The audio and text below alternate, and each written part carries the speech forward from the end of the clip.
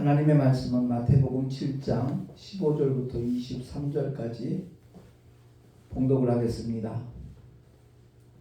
거짓 선지자들을 삼가라.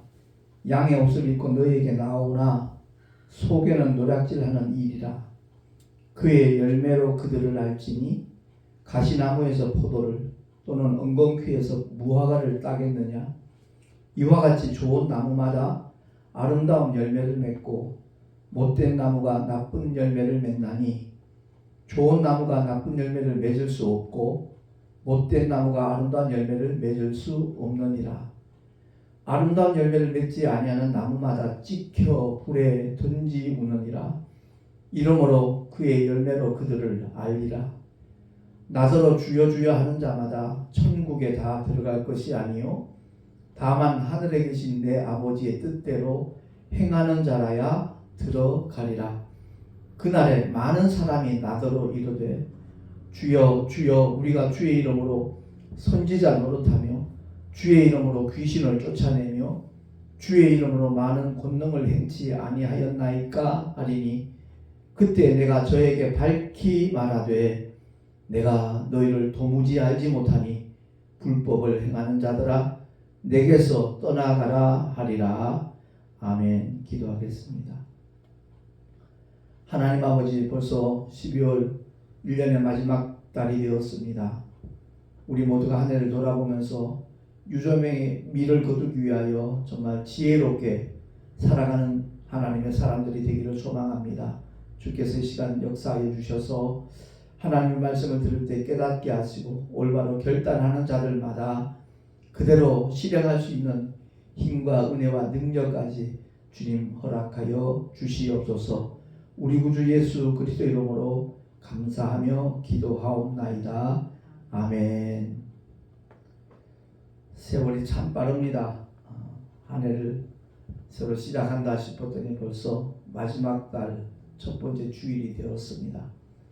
오늘 말씀을 통해서 우리가 세상 종교는 결코 영혼을 구하지 못한다는 사실을 다시 한번 되새기면서 혹시 교회를 열심히 다니고 있지만 내가 무늬만 교인이 아닌가 하는 것을 돌아볼 수 있는 시간이 되었으면 참 좋겠습니다. 세상 종교에는 구원이 없기 때문에 하나님께서 세상 죄를 지고 가는 하나님의 어린 양으로 독생자를 이 땅에 종의 형체를 입고 가게끔 하셨습니다.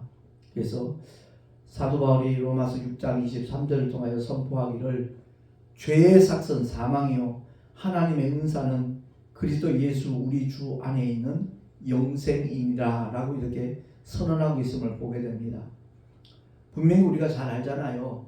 세상 종교의 모든 창시자들이 자기가 어떤 세상 죄를 처리한다거나 그 죄를 사해준다는 말이나 약속을 한 종교의 창시자는 단 한 명도 없습니다.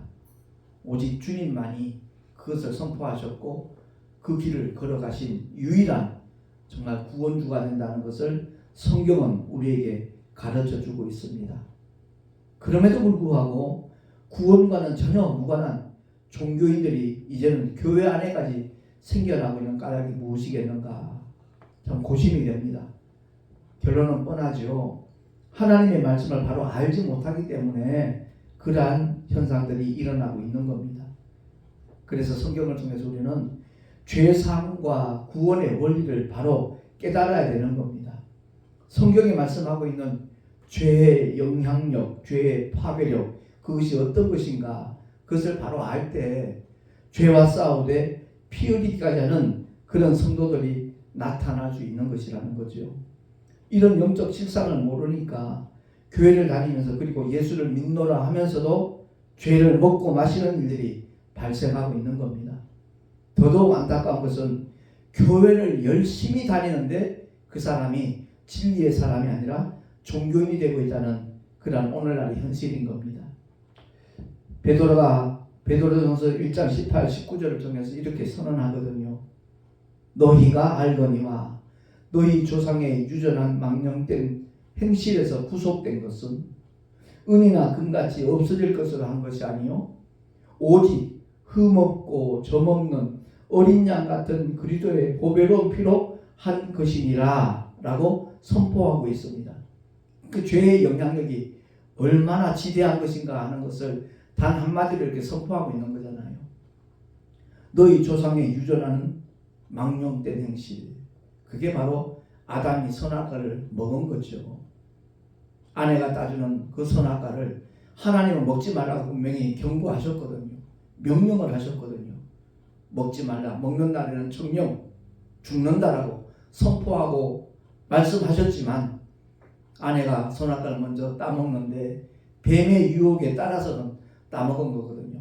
하나님처럼 되고 싶어서. 그리고 먹고 난 다음에는 자기 남편에게도 그 선악과를 먹도록 권하거든요. 거절했어야 되죠. 먹지 말았어야 되죠. 근데 아내의 말을 듣는 거죠. 뼈 중에 뼈요 살 중에 살인. 사랑하는 아내가 권하니까 그 말대로 선악과를 따먹고 마는 겁니다. 그 순간 하나님과 관계는 다 끝이 나는 거, 종결되는 거죠. 다시 말해서 정령 죽으리라는 하나님 말씀은 그대로 유효하는 겁니다. 그 유효는 언제 실행이 되느냐? 세상 떠나는 날, 하나님의 심판이 시작되는 날, 마귀와 그 사자들을 위하여 예비된 영영한 불못으로 던지는 것이 하나님이 선언하고 경고했던 말씀이거든요. 정령 죽으리라. 영혼이 꺼지지 않는 불못에서 영원토록 고통받는 형벌이 있을 거라는 것을 하나님이 미리 말씀을 하신 것인데, 그 메시지를 바로 깨닫지 못하니까, 알지 못하니까 우리 인간들이 다 경험하는 첫 번째 죽음, 그것만을 생각하거든요. 오늘날도 마찬가지입니다. 교회를 열심히 다니면서도 이 사망이 뭔가를 몰라요.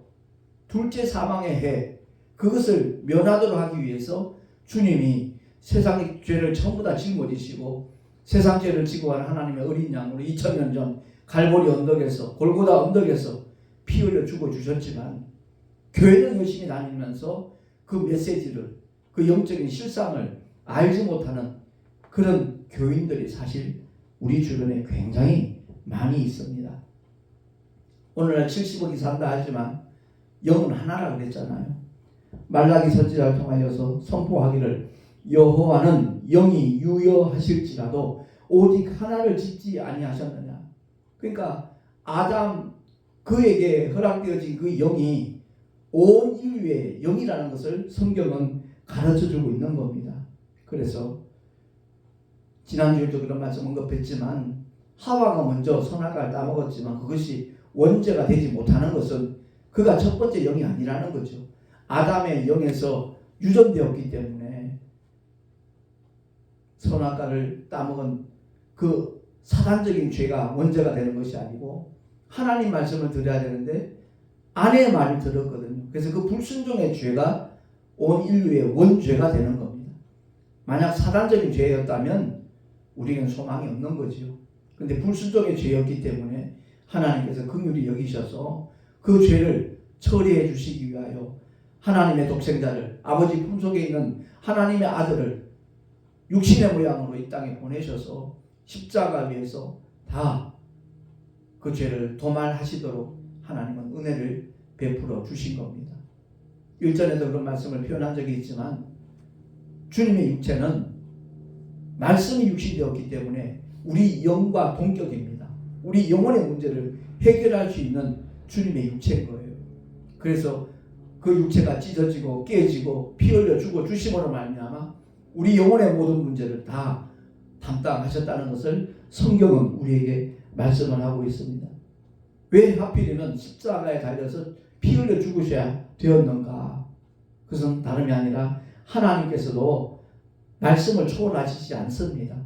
하나님의 율법 가운데 히브리서 9장 22절에 나와 있는데 율법을 조차 거의 모든 물건이 피로서 정결케 되나니 피 흘림이 없은즉 사함이 없느니라. 그렇습니다. 교수형도 얼마든지 가능하잖아요. 그러나 주님은 나무에 달리셨어야 했어요.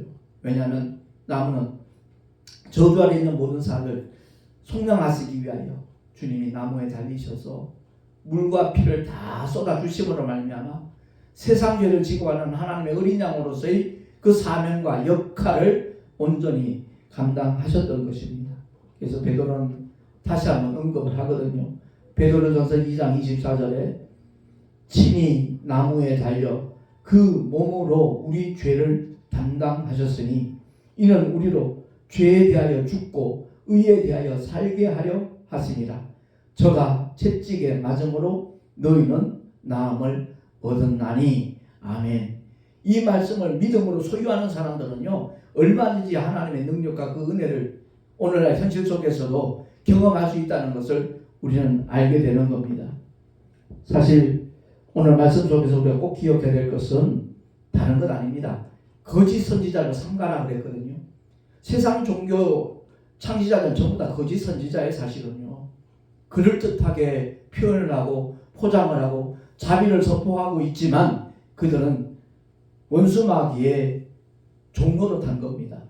그래서 거짓 선지자를 삼가라 라고 주님은 말씀하고 있는 겁니다. 그럴듯하게 포장했다 할지라도 결코 그 영적인 실상을 바꿀 수는 없는 거거든요.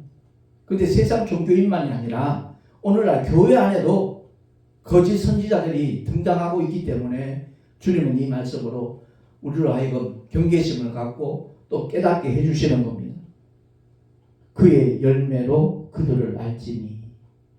가시나무에서 포도를 딸 수 없고 은공귀에서 무화과를 딸 수 없다 하는 것을 주님은 일러주고 있습니다.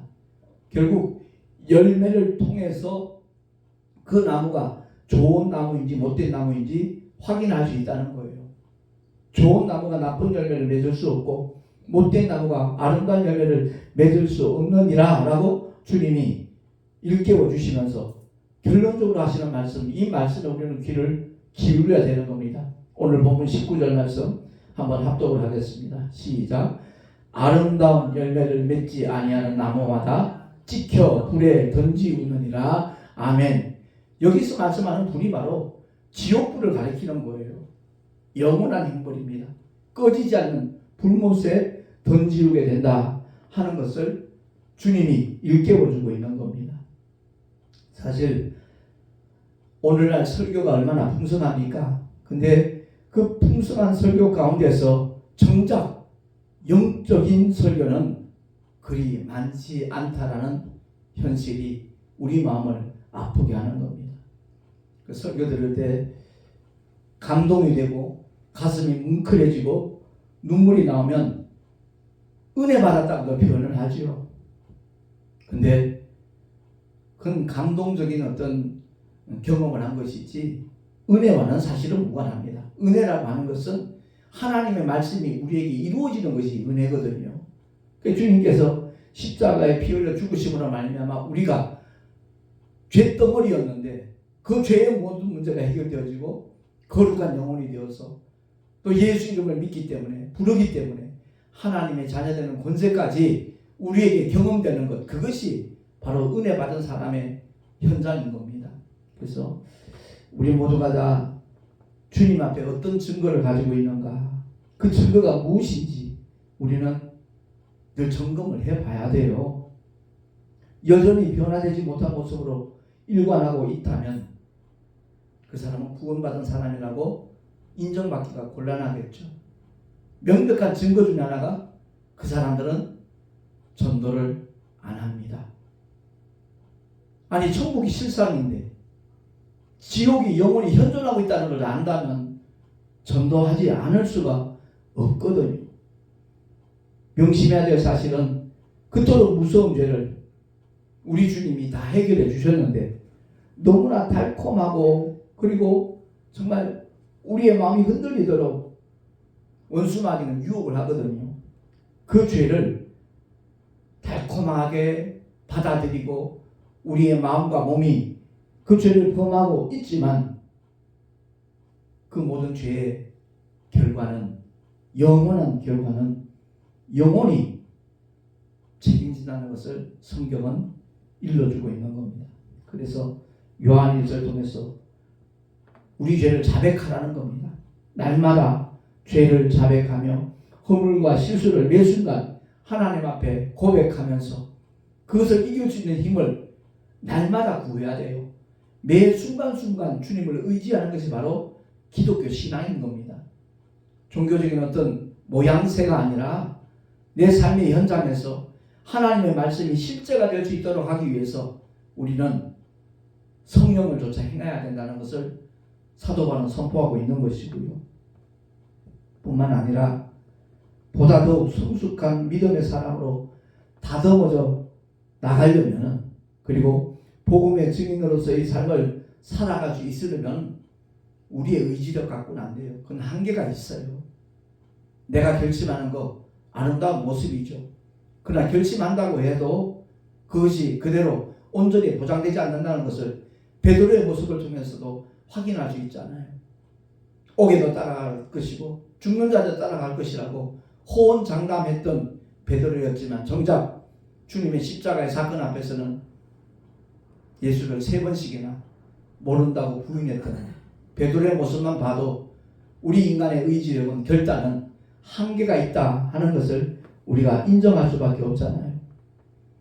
누가 봐도 하나님의 자녀답고 어디를 가나 그리스도의 향기를 풍기면서 성령의 나타나심을 통하여 하나님께 영광의 정말 자리를 이렇게 영광을 돌릴 수 있는 그런 믿음의 주인공이 되려면 오직 한 가지밖에 없는 겁니다. 옛사람은 십자가에 못 박고 부활하신 그리스도 예수와 연합하여서 주님이 약속하신 성령의 인치심을 받고 성령의 인도함을 받는 그러한 삶을 펼쳐나갈 때 오늘 본문에 나타나듯이 그의 열매로 그들을 알리라 라고 주님이 말씀하고 있잖아요.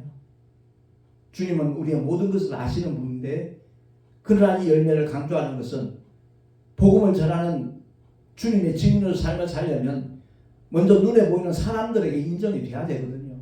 인정받을 수 있어야 그들이 설득당할 수 있는 거예요. 우리가 전하는 복음에 대하여. 정말 개차반처럼 살아가면서 예수 믿고 복받으라고 구원받자고 그러면 너나 믿으라라고 그럴 거 아니냐고요. 그게 오늘날 우리 한국교회의 현 주소인지도 모르는 겁니다. 정작 하나님이 주시는 그 엄청난 구원을 하찮은 것으로 만들어버리는 당사자는 우리 교회를 다니는 한 사람 한 사람이라는 것을 우리는 잊지 말아야 되는 겁니다. 무늬만 그리스도인, 어떤 영향력도 없는 겁니다. 더욱 우리가 명심해야 될 것은 분명히 주님이 경고하셨잖아요. 꺼지지 않는 불에 던진다는 것, 찍혀서 불에 던진다는 것, 이것을 두려워하는 그런 경각심이 우리에게서 흐려지면 아니 되는 겁니다.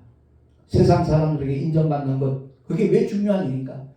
우리 전하는 복음이 그대로 설득력 있게 그들에게 정말 감동을 줄 수 있도록 하기 위해서는 내가 먼저 변화된 모습을 보여야 된다는 거죠.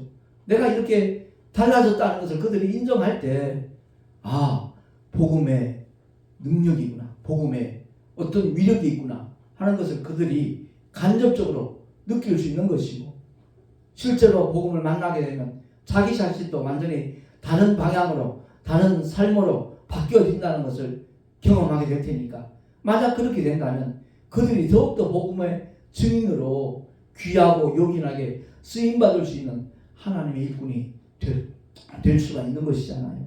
그렇습니다. 우리는 오직 하나님의 말씀으로 덜 무장을 해야 되고요. 그 말씀에 순종하면서 정말 성령님이 감동을 주시고 이끄시는 대로 나아가기만 한다면 하나님의 놀라운 역사는 지금 이 자리에서도 얼마든지 나타나질 수 있다는 것을 성경은 말씀하고 있는 겁니다. 사실 산상수훈은 하나님의 율법을 강화한 하나님의 말씀이거든요. 행동으로 범죄하지 않는다 할지라도 마음으로만 그런 생각을 가져도 이미 죄를 범한 자라라고 주님이 선언하시는 이유는 2000년 전 당시 유대인들의 영적 지도자였던 서기관과 바리새인들이 겉으로는 흠잡을 데가 없는 사람들이에요. 그런데 그 내면 속에는 회칠한 무덤 같은 썩은 송장 냄새가 나는 그런 실상을 주님이 아시기 때문에 그들에게 나도 죄인임을 깨닫고 고백하라는 거죠. 구주로 이 땅에 오신, 모든 사람들을 구원하시기 위한 메시아로 오신 예수의 이름 앞에 무릎 꿇라는 메시지가 바로 산상수훈인 겁니다. 그래서 율법을 강화하고 도둑질 안 해도 탐심만 가져도 이미 도둑질한 자고, 음행하지 않았을지라도 마음의 음욕만 품어도 이미 가늠한 자라고 주님이 선언하는 거잖아요. 그러니까 정말 산상수훈의 결론이 무엇인가? 우리는 귀 기울여 들어야 되는 거예요. 주목해야 되는 겁니다. 결론적인 부분이 바로 그렇게 나와 있거든요. 나의 이 말을 듣고 행치 아니하는 자는 그 집을 모래 위에 지은 어리석은 사람 같으니 비가 내리고 창수가 나고 바람이 불어 그 집에 부딪힘에 무너져 그 무너짐이 심하니라. 아멘. 그렇습니다. 우리의 신앙생활은 건축하는 거예요. 내 영혼이 누릴 수 있는 영원한 나의 집을 짓는 것이 바로 신앙생활인 겁니다. 하나님의 말씀대로 순종하며 나가는 사람들은 그 주처를 반석 위에 세운 지혜로운 사람 같지만 말씀을 듣기만 하고, 교회 안에서는 참 믿음 좋은 사람처럼 비춰지는데 교회만 나가면, 세상에만 나가면 전혀 그리스도의 향기와는 무관한 그러한 삶을 사는 사람이라면 결국 그의 모든 수고는 헛수고가 된다 하는 것을 성경은 우리에게 말씀을 하고 있는 겁니다. 분명히 예수의 이름으로 목회도 하고 부흥에도 인도하고 능력도 나타내고 그러는 것 같지만 주님은 내가 저희에게 밝히 말하되 내가 너희를 도무지 알지 못하니 불법을 행하는 자들아 내게서 떠나가라 하리라 라고 경고하고 있는 겁니다. 여기서 말씀한 불법 다른 것 아니에요. 하나님의 영원히 변치 않는 하나님의 법, 진리의 법을 말씀하는 겁니다. 하나님은 두 가지 법을 우리에게 허락하셨어요. 첫 번째가 율법이고 두 번째가 진리입니다. 율법에는 하나님의 은혜가 결여되어 있어요. 그 모든 부족한 부분들을 완성하신 하나님의 법이 바로 내가 곧 길이요 진리요 생명이라 말씀하신 예수님이 말씀하신 그 진리를 가리키는 겁니다. 그 말씀 안에서 자유함을 누리고 자유함을 그 모든 사람들을 만나는 자들에게 소개하며 나눠줄 수 있는 그 자리에까지 나가기 위해서는 다른 것 없습니다. 끊임없이 말씀으로 무장을 하고 성령께서 감동 주시는 대로 순종하며 나아갈 때 세상 사람들이 알아주지 않는다 할지라도 하나님께서 알아주시고 하나님께서 인정하신다면 그 사람은 참으로 복된 사람인 줄로 믿습니다. 이틀 전인가 사흘 전인가 미국 캘리포니아에서 이제 한국에 몇 달간 나와 있는 자매님을 만났어요. 미국으로 이민을 가기 전에는 교회를 몰랐대요. 진리를 몰랐대요. 근데 캘리포니아에서 복음을 받아들이고 신앙생활 아주 열심히 하는 그런 자매님이더라고요. 한국교회 실상을 전혀 알지 못하는데 마침 아는 어떤 자매님이 얘기를 해서 그 3.1교회 청년부 집회에 계속 열심히 나가고 있다 그러더라고요. 한 30분 정도 이렇게 타고 가면서 많은 대화를 했어요. 그래서 목사님 이렇게 택시하면서 어떻게 주일마다 설교 준비를 하시냐고 그걸 물어요. 그래서 제가 참 하나님께서 예비해 놓으신 게 있다 그랬더니 그게 뭐냐 그러더라고요. 내가 군생활 하면서 백골사라는 곳에 정말 1년 반 동안은 엄청 힘들게 군생활을 했는데 나머지 1년 반은 하나님께서 참 귀한 기회를 허락하여 주셨는데 그 당시에는 PS를 현역 사병들이 이렇게 관리병으로 일한 시대였다. 내 외삼촌 이제 돌아가신 분인데 그 3사단 사단장님하고 이렇게 친구지간이라는 것을 알게 돼갖고 그야말로 낙하산이죠. 갑자기 이제 PX 관리 사병이 되고 나니까 너무나 편한 그 1년 6개월을 지내게 됐는데 그 무렵에 내가 하나님의 사랑을 깨닫게 되었다. 그래서 신술감리교회 1년 반 정도 신앙생활을 했는데 그때 이제 PX 사병은 일과 시간에는 뭐 사병들이 이제 PX를 이용하지만 그 나머지 시간은 모든 게 열애니까 하루 종일 PX 혼자 있다 보니까 처음 하나님의 사랑을 깨달았고 그 첫사랑의 불이 얼마나 뜨겁게 내 영혼을 정말 달궜는지 모른다. 하루 종일 성경만 보다 보니까 구약은 한 12번 읽었지만 신약은 거의 한 500독이 되는 것 같다. 그랬더니 깜짝 놀라더라고요. 아유, 이런 목사님도 계시네요. 그러면서 자기도 참 성경을 열심히 이렇게 탐독한다라는 고백을 하면서 참 많은 도전을 받았다라고. 아마 다음 주에 다시 이제 출국한다 그러더라고요. 그래요. 우리의 믿음이 하나님 말씀에 붙잡힌 바 되기만 한다면 어떤 상황 속에서도 넉넉히 이길 수 있는 지혜와 믿음과 능력을 하나님께서 공급해 주신다는 것을 우리가 기억을 하고, 아니 명심을 하고, 오늘 본문의 말씀을 통해서 나의 결국이 만약 내 신앙이 무늬만 그리스도인이라면 영원히 꺼지지 않는 불못을 면할 길이 없잖아요. 그것을 생각을 하고 다시 한번 올바른 판단과 결단을 해서 끝까지 주님만을 믿고 의지하며 따라가는 우리 모두가 될 수 있기를 예수 이름으로 축원하며 기도하겠습니다.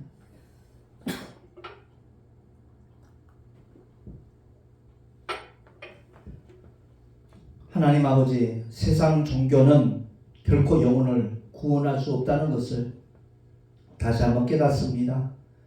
오직 길이요 진리요 생명 되신 주님이 이 땅에 오신 목적은 우리의 모든 죄를 처리하시기 위하여 세상 죄를 지고 오는 하나님의 어린 양으로 이 땅에 오셨고 십자가의 길을 묵묵히 끝까지 걸어가신 줄로 믿습니다. 하나님의 그 놀라운 사랑과 은혜를 날마다 기뻐하며 감사하며 순종하며 따라가는 우리 모두가 되게 하여 주시옵소서. 우리 구주 예수 그리스도 이름으로 감사하며 기도하옵나이다. 아멘. 교회 소식 주보를 참고하시기 바랍니다.